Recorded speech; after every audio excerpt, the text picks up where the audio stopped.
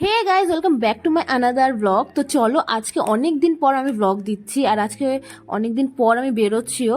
তো আমরা সবাই মিলে প্ল্যান করেছিলাম আজকে যাব কোথায়। তো চলো তোমাদের সাথে শেয়ার করি। আর যাচ্ছি, এত রোদ ছিল, মানে পুড়ে যাচ্ছিলাম। তো মুখ তো পুরো মানে ঢেকে নিয়েছিলাম, তাও একটা কেমন যেন গরম ছিল। তো আমরা যাচ্ছিলাম হচ্ছে নেপালে, হ্যাপিল্যান্ড। তো দেখো, যাওয়ার এখানে চেকিং হচ্ছিল। তো এতটা ভিড় ছিল, মানে বুঝতে পারছিলাম না যে বাইক কোন দিকে যাবে, গাড়ি কোন দিকে, মানে মানে কেমন টাইপেরই হয়ে গেছিলো। এখানে চেকিং হচ্ছিল।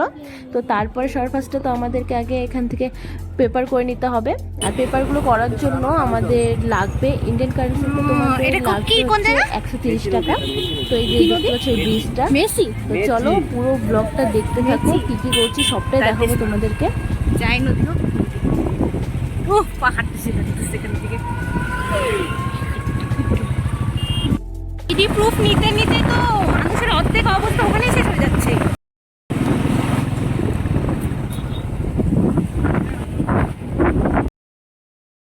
তো আমরা কোথায় যাচ্ছি? আমরা এসেছি আজকে নেপালে। নেপালে কোথায়?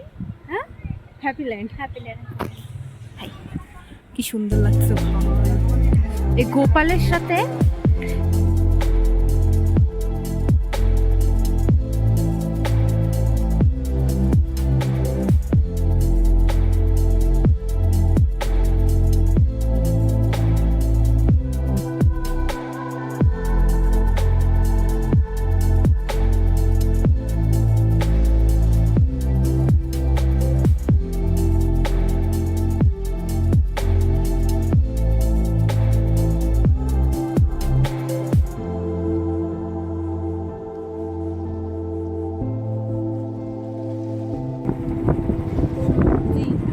আমরা সবাই গরমে অর্ধেক শেষ হয়ে গিয়েছিলাম, মানে দেখতে পাচ্ছ এক একজনকে দেখে যেমন লাগছে দেখতে।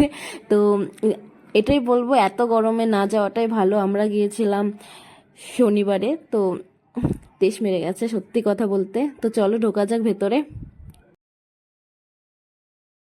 আমরা ওয়েলকাম।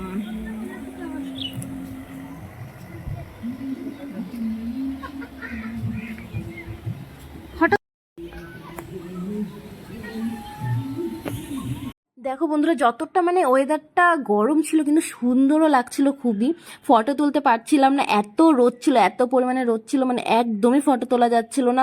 মুখ চোখ মানুষের পুড়ে যাচ্ছে, এত গরম। আর হ্যাঁ, এইখানে নদীর মধ্যে দেখো নৌকোগুলোর পেছন পেছনে যে লাল লাল দেখা যাচ্ছে, সেগুলো সবটাই মাছ।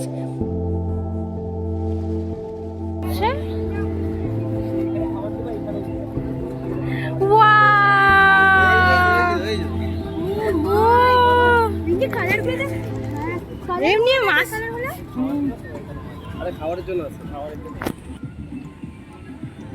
হ্যাপিল্যান্ডে একটু একটু হ্যাপি হয়।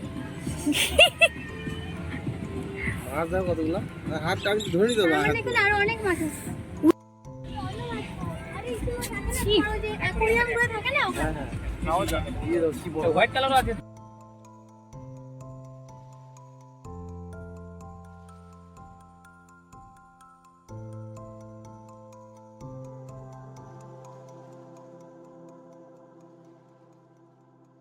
তারপরে ওখান থেকে বেরিয়ে চলে এলাম আবার শালবাড়ি পার্কে যাওয়ার জন্য, কারণ নেপালে যখন গিয়েছি এই দুটা ঘুরবই।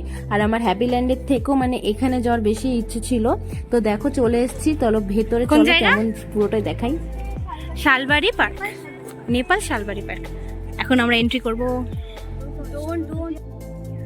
এটা হচ্ছে শালবাড়ি পার্ক, পুরোটাই জঙ্গল। এখন দেখি সামনে গিয়ে কি আছে।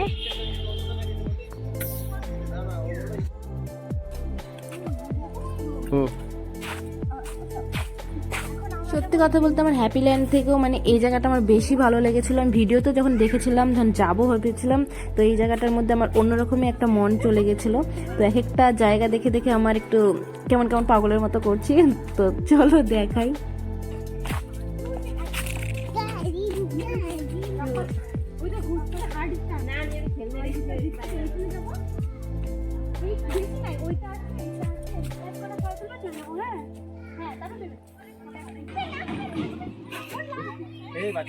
লাগবে না। ভেবেছিলাম এই জায়গাটা হয়তো ফাঁকা থাকবে, কি জানি এই যাওয়ার পর দেখি এখানে শ্যুট চলছে, তো কি করব, যাই হোক ফাঁকা ছিল না। তো এই জায়গাটা ফটোটা আমার সেরকম করে তোলা হয়নি, আর গরম প্রচণ্ড পরিমাণে ছিল জন্য অত আর মাথা ঘামায়নি, আর বৃষ্টি বৃষ্টি আসছিল জন্য আমরা আবার ওখান থেকে তাড়াহুড়া করে বেরিয়ে পড়েছিলাম। আর এখানকার আমার বেস্ট জিনিস যেটা দেখতে আমি সবচেয়ে বেশি গিয়েছিলাম সেটা হচ্ছে এখানকার ব্রিজটা। দেখো এই ব্রিজটা যদি দেখতে পাবে, এটা না এরপরে যে দেখাচ্ছি সেই ব্রিজটা দেখে আমার তো খুব আমি পুরো ফিদাই হয়ে গেছি।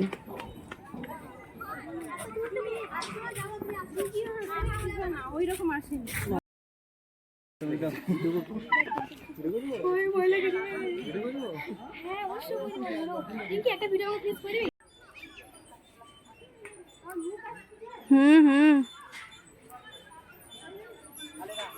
দেখছিস? ফটো তুলে যাবো, দাঁড়াও।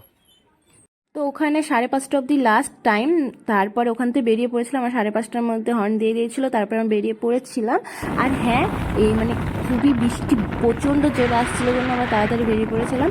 আর ওখান থেকে গিয়ে খাওয়া দাওয়াটা করবো, সারাদিন খালি জল জল জল এগুলোই খেয়েছিলাম, এতটা গরম ছিল। তারপরে তো দিয়েছিলাম পার্পল নিয়ে চলে আসবে আমাদের দেশ। তো তারপরে আমরা চলে এসেছি রেস্টুরেন্টে, তবে খেয়েটে একদম বাড়ি ফিরবো।